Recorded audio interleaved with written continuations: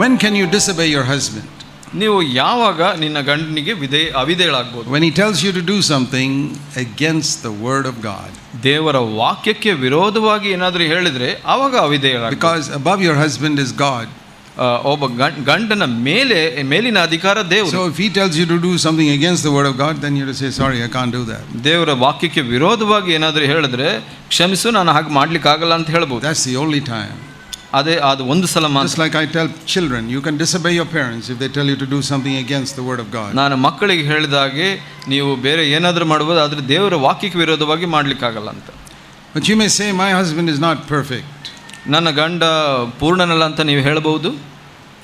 He's unconverted and he's always angry or drunk.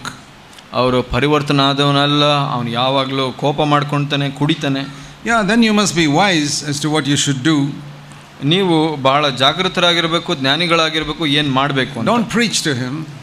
ಆತನಿಗೆ ಪ್ರಸಂಗ ಕೊಡಬೇಡಿ, ಬೋಧಿಸಬೇಡಿ. You know, there's a verse in the Bible for wives who've got unconverted husbands. ಇಲ್ಲಿ ಒಬ್ಬ ಹೆಂಗಸಿಗೆ, ಸಹೋದರಿಗೆ ವಿಶ್ವಾಸರಹಿತ ಗಂಡನಿದ್ರೆ ಆತನಿಗೆ ಅವರಿಗೆ ಒಂದು ವಚನ ಇದೆ ಗೊತ್ತಾ ದೇವರ ವಾಕ್ಯದಲ್ಲಿ? Or wives who've got husbands who come to church but they are hypocrites at home. So ಹೆಂಗಸರು ಸಭೆಗೆ ಬರ್ತಾರೆ ಆದರೆ ಮನೆಯಲ್ಲಿ ಕಪಟಿಗಳಾಗಿರ್ತಾರೆ ಅಂತವರಿಗೆ. Some of you may say, my husband comes and sits like a holy man in the church but he's absolutely disobedient to God at home.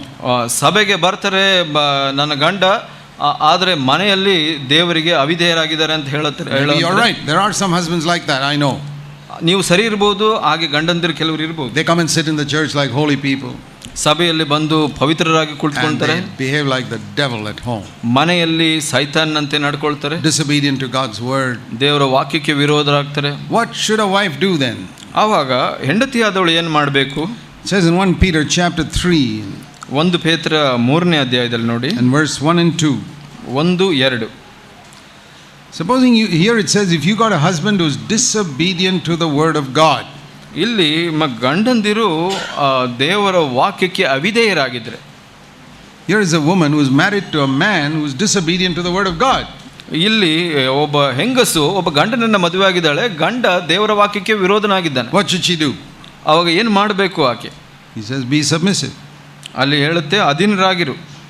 And you can win him ಆತನನ್ನ ಗೆದ್ದುಕೊಳ್ಳಬಹುದು without preaching one word to him. ವಾಕ್ಯೋಪದೇಶವಿಲ್ಲದೆ ಆತನನ್ನ ಗೆದ್ದುಕೊಳ್ಳಬಹುದು. That is amazing. How can you win your husband without preaching to him? ಅದು ಬಹಳ ಅದ್ಭುತವಾಗಿದೆ. ಒಂದು ವಚನ ಯಾವ ವಾಕ್ಯ ಬೋಧನೆ ಮಾಡದೆ him by your behavior.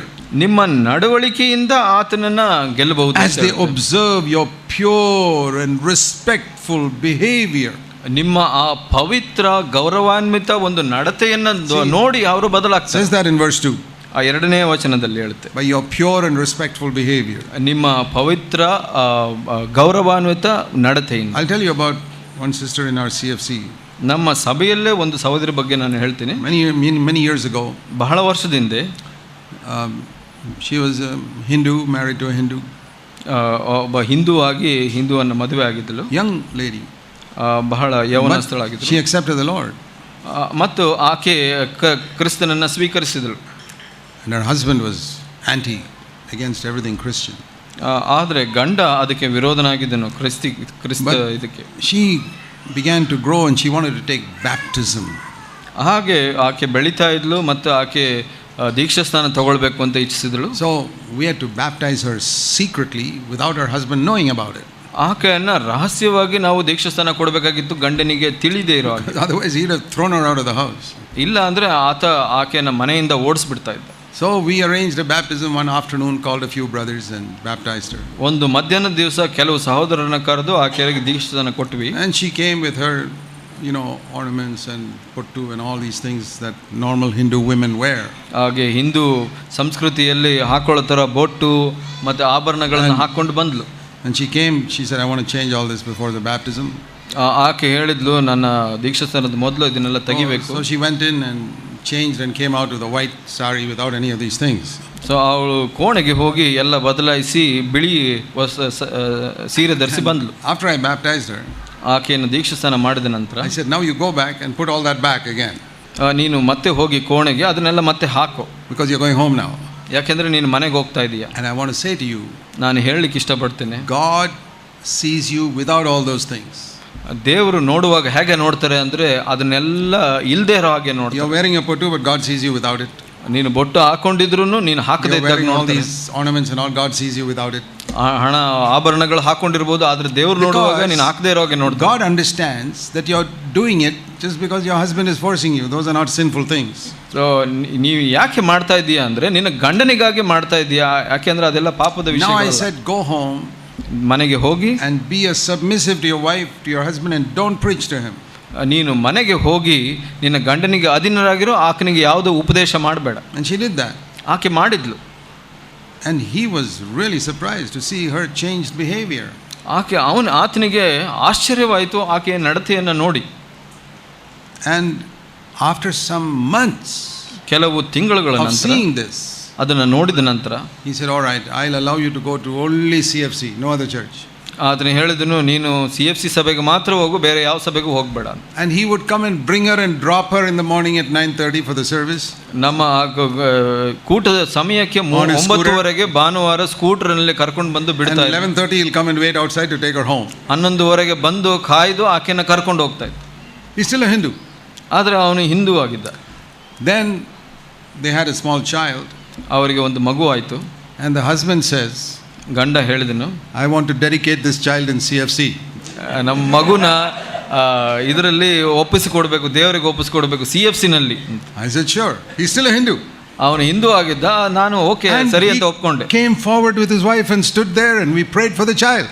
ಆತ ಹೆಂಡತಿ ಜೊತೆ ಮುಂದೆ ಬಂದು ನಿಂತ್ಕೊಂಡು ನಾವು ಮಗುವಾಗಿ ಪ್ರಾರ್ಥಿಸಿದ್ದೆವು. And after some more months, ಕೆಲವು ತಿಂಗಳ ನಂತರ he also started coming to the meeting. ಆತನು ಕೂಟಕ್ಕೆ ಬರಲಿಕ್ಕೆ ಪ್ರಾರಂಭಿಸಿದನು.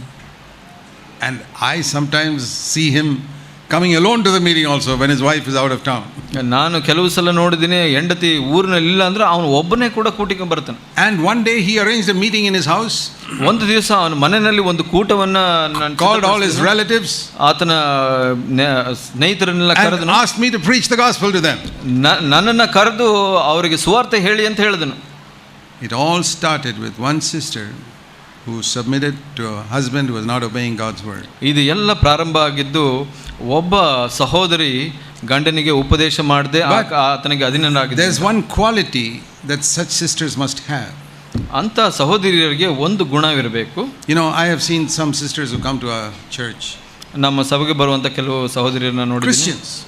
ಕ್ರೈಸ್ತರು. Husbands are not converted. ಗಂಡಂದಿರು ಪರಿವರ್ತನೆ ಹೊಂದಿಲ್ಲ. But they are so strong, bossy women. ಅವರು ಬಹಳ ಬಲಶಾಲಿಗಳು, ಬೇರೆಯವ್ರನ್ನ ಅಧಿಕಾರದಿಂದ ನಡೆಸುವಂತ. Preaching to their husbands. ಗಂಡಂದಿರಿಗೆ ವಾಕ್ಯೋಪದೇಶ ಮಾಡ್ತಾ ಇರ್ತಾರೆ. I said, your husband will never convert at seeing you. ನಾನು ಹೇಳ್ತೀನಿ, ನಿನ್ನನ್ನು ನೋಡಿ ನಿನ್ನ ಗಂಡಂದಿರು ಯಾವತ್ತೂ ಪರಿವರ್ತನೆ ಹೊಂದಲ್ಲ. One look at you and your husband will say, I don't want to be a Christian like this. ನಿನ್ನನ್ನು ನೋಡಿ ಒಂದೇ ಸಲ ನನಗೆ ನಿನ್ನ ಥರ ಕ್ರೈಸ್ತನಾಗ್ಲಿಕ್ಕೆ ಇಷ್ಟ ಇಲ್ಲ ಅಂದ್ಬಿಡ್ತಾರೆ. That's a sad testimony. And their husbands are not converted. ಅದು ಒಂದು ನಿರಾಶೆಯ ಒಂದು ಸಾಕ್ಷಿಯಾಗಿದೆ. ಗಂಡಂದಿರು ಪರಿವರ್ತನೆ ಆಗಲ್ಲ. That is the opposite example. ಅದು ಒಂದು ವಿರುದ್ಧ ಒಂದು ಉದಾಹರಣೆಯಾಗಿದೆ. Women who just preach and preach and preach to their husbands. ಹೆಂಡತಿಯರು ಅವರ ಗಂಡಂದಿರಿಗೆ ಉಪದೇಶ ಮಾಡ್ತಾನೆ ಇರ್ತಾರೆ. You have to live, not preach. ನೀವು ಅದನ್ನು ಜೀವಿಸಬೇಕು, ಅದನ್ನು ಉಪದೇಶಿಸಬಾರ್ದು. So what a wonderful thing, what a power that young sister had. ಆ ಒಂದು ಯೌವನಸ್ಥ ಸಹೋದರಿಗೆ ಎಷ್ಟು ಬಲ ಇತ್ತು ನೋಡಿ. A woman is weak.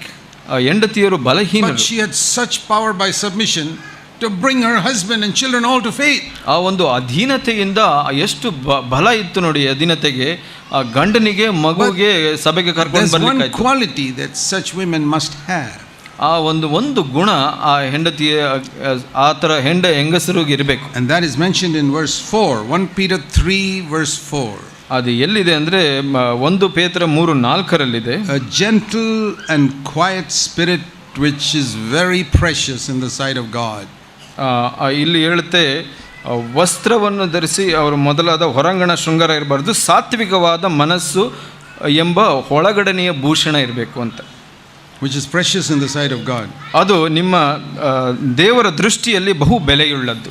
It's very important to understand that. 5ನೇ ವಚನದಲ್ಲಿದೆ ಇಲ್ಲಿ. What is very precious in the sight of God?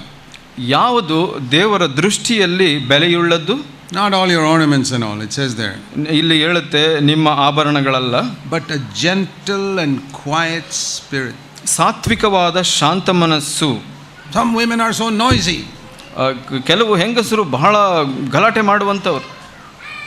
That's not precious in God's eyes. ಅದು ದೇವರ ದೃಷ್ಟಿನಲ್ಲಿ ಬೆಲೆಯುಳ್ಳದಲ್ಲ. A gentle, quiet spirit. ಸಾತ್ವಿಕವಾದ ಶಾಂತ ಮನಸ್ಸು. In Proverbs 31 it says the law of kindness is on the tongue of that woman. ಇಲ್ಲಿ ಜ್ಞಾನೋಕ್ತಿ 31ರಲ್ಲಿ ಹೇಳುತ್ತೆ ಒಂದು ಕರುಣೆಯ ಒಂದು ನಿಯಮ ಆಕೆ ನಾಲಿಗೆನಲ್ಲಿರುತ್ತೆ. See Proverbs 31, that's a good chapter for you to read. ನಿಮಗೆ ಒಳ್ಳೆಯ ಒಂದು ಅಧ್ಯಾಯ ಅಂದರೆ ಜ್ಞಾನೋಕ್ತಿ 31ನೇ ಅಧ್ಯಾಯ. Verse 26. Proverbs 31:26.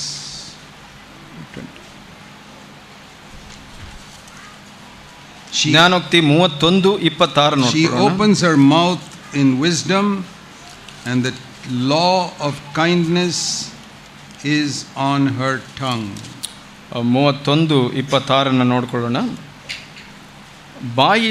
ಬಾಯಿದೆರೆದು ಜ್ಞಾನವನ್ನು ತೋರ್ಪಡಿಸುವಳು, ಆಕೆಯ ನಾಲಿಗೆಯು ಬುದ್ಧಿಯನ್ನು ಪ್ರೀತಿಪೂರ್ವಕವಾಗಿ ಹೇಳುವುದು. Just remember that verse.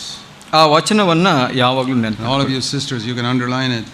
ಎಲ್ಲ ಸಹೋದರಿಯರು ಅದನ್ನು ಗುರುತು ಮಾಡ್ಕೊಳ್ಬಹುದು. Lord, when I open my mouth, please let me open it in wisdom.